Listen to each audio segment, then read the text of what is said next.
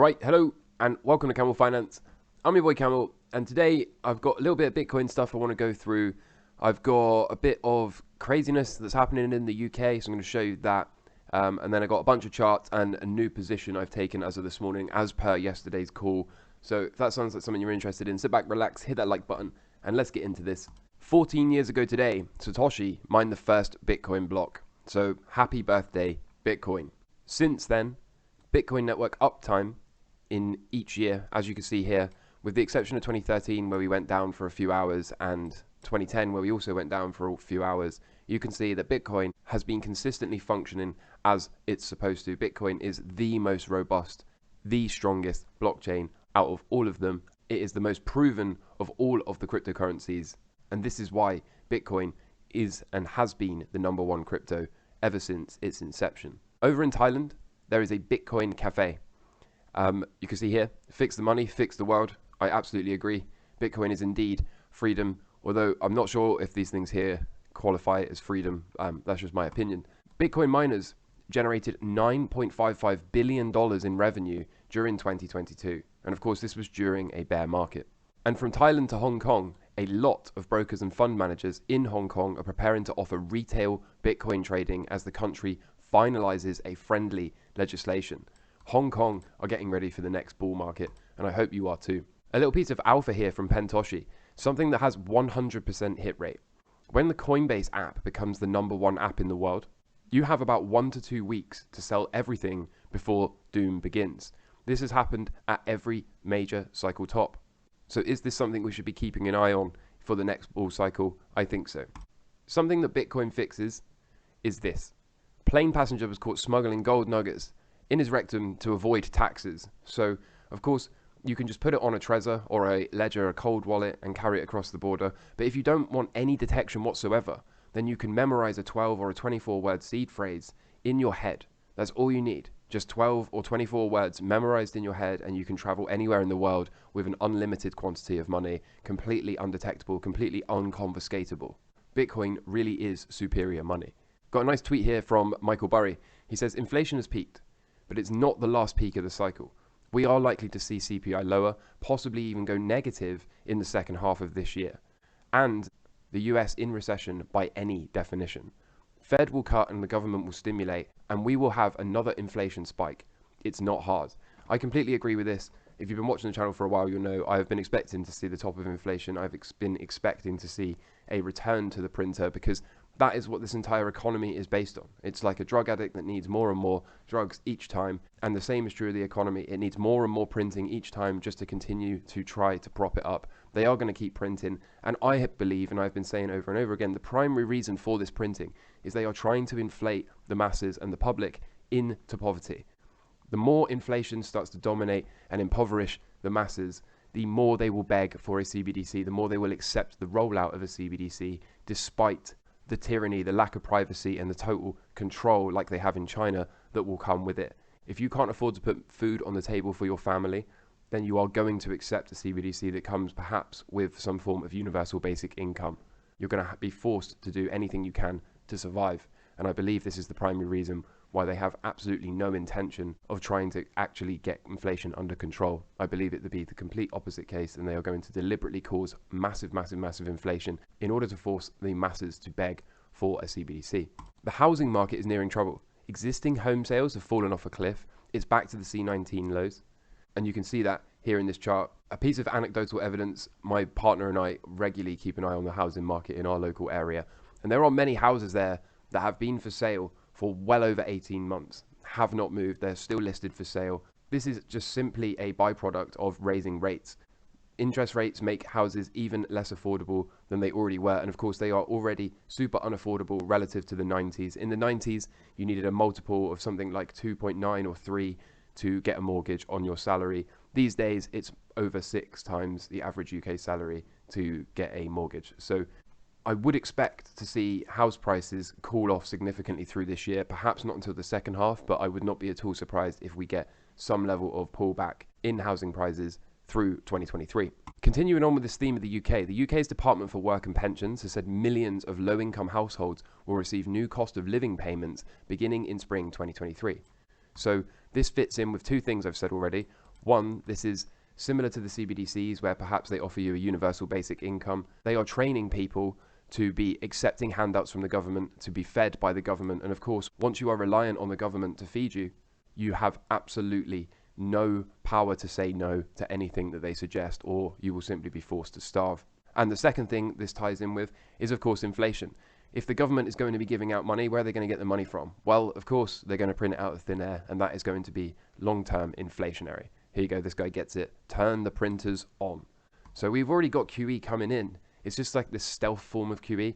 Remember, in the UK, they turned the printers on in the middle of a rate hiking cycle in order to bail out the pension funds. We saw a £65 billion print to bail out the pension funds. And now we're going to continue to see more and more of this. More and more printing. They might not call it QE, but it is more or less the exact same thing. Also in the UK, shop closures are at the highest total in 5 years. The UK budget deficit has also soared. Things are not looking good for the UK. Things really are not looking good for the UK at all. I've got a clip here. I'm just going to play you this clip and then we'll talk about it. It's about 2 minutes long. 15 minutes of freedom here in the UK. So let me tell you the plan. The plan is in Oxford, and this has just been passed by the council, to divide the city here into, a squiggly city, into 6 parts. So 1, 2, 3, 4, 5, 6. And you will only have the freedom to operate in the part that you live. So if this is you, the idea is that everybody will live within 15 minutes of the things they need. 15 minutes of a school, 15 minutes of a doctor's, 15 minutes of a supermarket.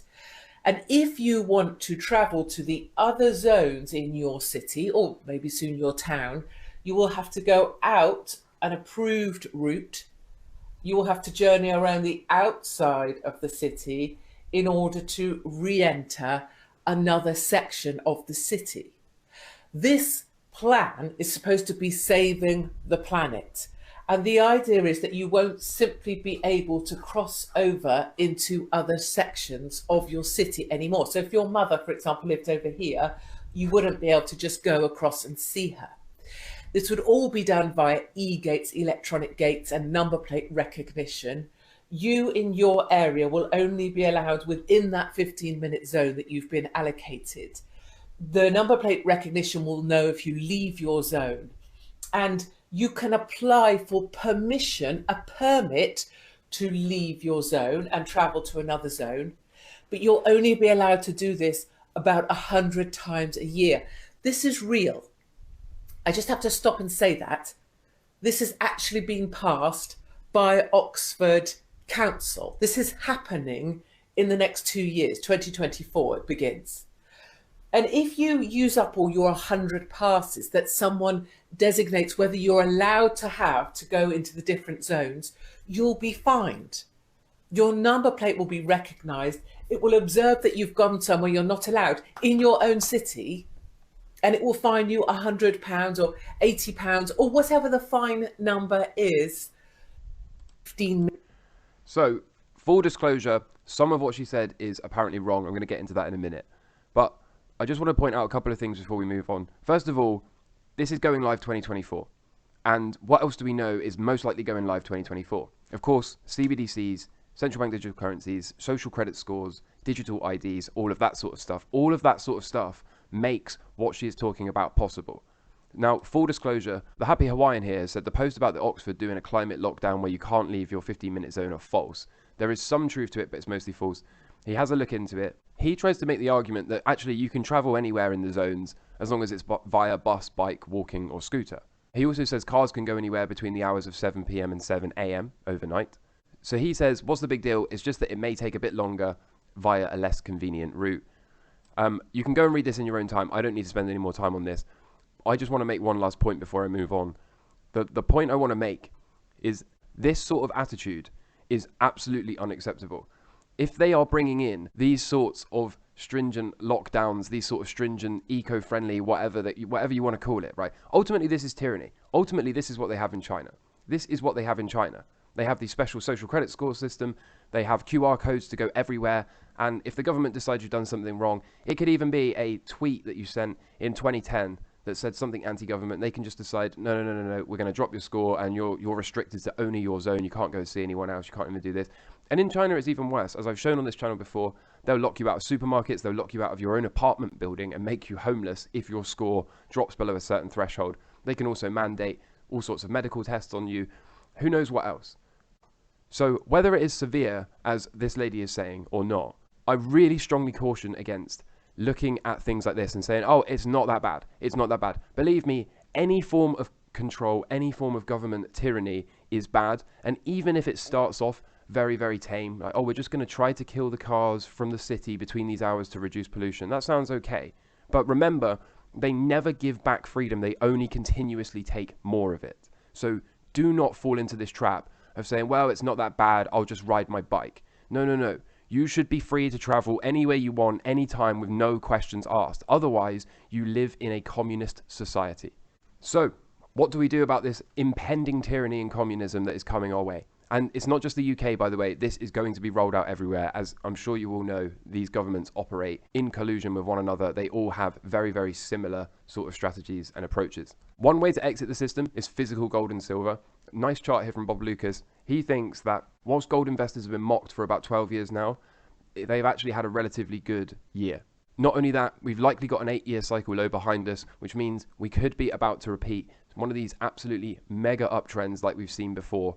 This is a 12-year cup and handle formation, likely that is going to resolve to the upside. So this is one way to exit the system. Of course, another way to exit the system, and in my opinion, a superior way to exit the system, is Bitcoin. On this channel, I've been calling for one of two scenarios. I've been calling for the left translated cycle top, meaning we get a new all-time high in 2023, and then we spend the following 3 years coming down. And the consensus in the market is that we are going to repeat what we have always done and spend another 3 years going up before 1 year down, 3 years up, 1 year down. That, of course, remains to be seen. We will know by about Q1 of this year which one of those is most likely to play out. Something I hadn't really considered, admittedly, is what Bob Lucas is showing here. Is it possible that we form a consolidation cycle that spans all the way from today till around 2027 before we actually get that parabolic rise? How many people would be completely worn out by this? How many people by the time we got back here would think that's it for Bitcoin, the growth is all done, it's never coming back? He says this is not a prediction, but it is a possibility. And of course it is a possibility because everything is on the table, because these are markets. One thing I do know is the market has the same cash allocation as they did in the 2020 crash, and nearing the same on stocks. The market has capitulated. Up we go. There's not really anyone left to sell these stocks at this point. That doesn't mean we couldn't go lower, but the facts are the facts. Cash is as high as it's been since 2020, and the stock allocation for your retail investors is as low as it's been. I've got 3 charts from Henrik here, okay? We've got the Copenhagen 20 breaking out, looking for this blow off top move. Again, this entire structure does not speak to bear market rally. In fact, this speaks to an attack on new all-time highs. The Russell 2K is on its way to break out of a wedge. Now, I'd like to see it break out of this before I got confident, because in my mind, there's nothing to say we couldn't get rejected here and roll over. But again, we're looking at relative strength, and it's still forming higher lows since all the way back here, as you can see. The German 40 has undergone a golden cross and is now pushing off of this moving average. Again, not the sort of thing you would expect to see in a bear market rally, especially having broken out of this long downward sloping trend line. Looking at the UKX, it tells a similar story as I've been showing over and over again. We have this trend line. We have breakout, retest with a trap and recovery, and then the same thing, breakout, retest, and now a strong push off, as I said in yesterday's video that I would get long if we saw a strong push off. Looks like we're getting that lunchtime pullback. Small piece of alpha for you here. The UKX does this very, very routinely. If it has a nice strong up day like we've seen, we get to around lunchtime, somewhere between, say, 11:30 and 12:30, and we will get a big pullback, ready to let the New York traders back in to push this market back up higher. So that is exactly what I think we're seeing here. The lunchtime pullback before a resumption to the upside. I am publicly long the FTSE 100. My stop is below this cluster of lows here, and I am targeting the empty space above. In terms of the US equities, I am proceeding with caution. We do indeed have a failed cycle here, so any kind of move to the upside I would expect to roll over. That remains to be seen. We know a cycle low is coming, so a little bit of patience, and I think this becomes the buying opportunity wherever this forms. The Dow Jones, I continue to push this trade. All the while we are above this, then we have breakout retest and looking for a resumption. If this trade is stopped out, that would be a really nice entry to flip short with a stop above here and target much lower numbers for the Dow. It hasn't happened yet, but it certainly could do. The Nasdaq is still kind of looking weak in my opinion. Some level of counter trend bounce here wouldn't be surprising, but at this point I would be looking much more for shorts as we get rejected off of here than I would for longs. Get above this big red downward sloping line though, and that becomes a long for me all day long. So I will wait and see how this progresses for now. The VIX is finally starting to push up. Now, that is by no means a spike yet, and it could certainly get rejected off of this trend line one day at a time. But if we really are going to have a final leg down and a stock market crash that brings an end to this bear market, you would expect to see this VIX absolutely tear higher. Again, a lot of conflicting data with a bunch of the other indexes and the FTSE 100 as I've shown you. So one day at a time, as always. A strong bounce from the dollar seems to be in play here. It has not done this from the blue trend line, which is kind of surprising to me since this was such significant support for so long. Seems a bit strange to me that it didn't even at least come down to test that. Perhaps that's coming later. But I would say given the massive move down that we've had from here, some level of semi-aggressive counter-trend bounce is to be expected. So it would have made more sense to me if we'd got a touch off of this blue trend line. That would have certainly been a lot more technical than what we're seeing here. But I'm not really surprised given the amount of downside that we've had, that we seem to be pushing back up here. So how high it goes, anybody's guess. I would think we'll be capped at about 108 before we can resume downwards. Gold and silver don't seem to care. Gold continues to push up, as you can see here, so happy days, that's within the realm of expectation. And so does silver, as you can see here. Silver continues to push up. Looking at Bitcoin, this seems too early to me to be a cycle low here. It's also not deep enough, 51 days. So I would think that likely we're going to have a little bit of a bull trap here, drop down into that cycle low, and then we can go. Now, it doesn't have to do that, of course. It is a market. It can do what it wants. It can form a timing-based cycle low, and it could just emerge out of here. So my two plans to cover all options are, one, to buy the cycle low if we can get a nice pullback and a swing low pattern down here. If, however, we do not get that and we get instead some kind of bullish action that just does this, then I will be looking to take the long from up here on a break of this blue trend line. So that's the strategy, and I'm sticking to it. As and when Bitcoin gets going, I will entertain trading some of these alts again. I'm still holding a Zcash position, which you can see that's there. I haven't really touched that. And the same is true of MATIC, I think, which is more or less around break even. So still holding those trades. Haven't changed those from last year, but not really paying attention because it's all about Bitcoin for me at the moment. The US 10-year yield. Look at this. It didn't quite make it. But what we are seeing is potentially a rollover from the yields. So it's too early to tell. But if this can resolve to the downside, something like this, then I would expect risk assets to fly. That, of course, remains to be seen. The US 2-year yield, is this just a pullback? Is this going to retest and go? Or if we can get back below this purple trend line, what are these lines? If we can get back below this purple trend line, something like this, and resolve downwards, then again, you would expect risk to come on quite strongly. The US 2-year yield, remember, still does not believe that the Fed is going to continue to hike rates. That is what this chart is telling us. The level at which we are at says that the 2-year yield, the bond market, does not believe the Fed is going to continue to hike. So that, of course, remains to be seen. That's not me saying that. That is the bond market. And so that's it from me. That's what I'm looking at. As we continue to press on through this year and I continue to get a better read on the markets, I will start to introduce more and more charts. But I'm just showing you what I'm trading at the moment and what I'm paying attention to. I keep an eye on everything else. But to be honest, what I've shown you today is what's important to me and what I am in the middle of trading. So like I said, as we get further through this year, I will show you the rest of the charts and I'll always show you all of my positions as we go on. If you found value here today, I'd appreciate it if you could drop a like on the video, subscribe if you're not already, turn the notifications on if you want to continue to get updates on my trades, such as the FTSE 100, like I have shown you today. In the meantime, I wish you all the best. Take care from me. Cheers. Bye.